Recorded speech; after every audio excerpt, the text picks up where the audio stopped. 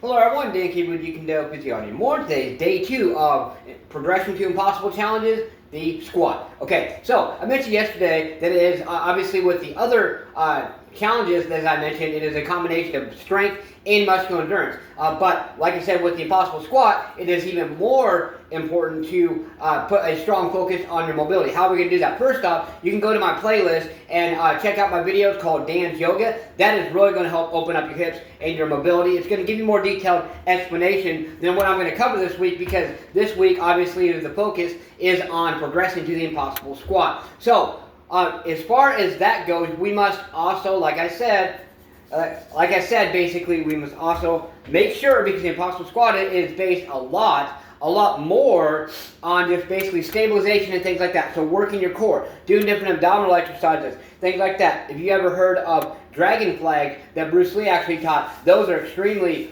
beneficial for developing stability in your core.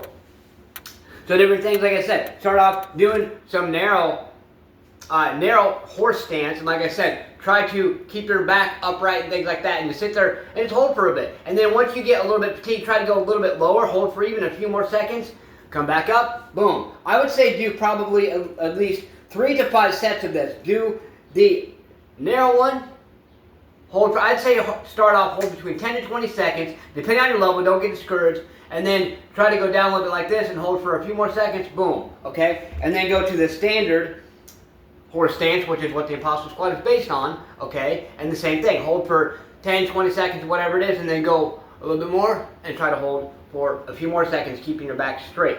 So try those out. And then another thing I want to show you too that you can really do, and well, you're going to feel, definitely going to feel some fatigue at some point, but you can also go back and forth. So what I want you to do, go slow to help with your strength and your muscular endurance, and then extend your leg out all the way out like this.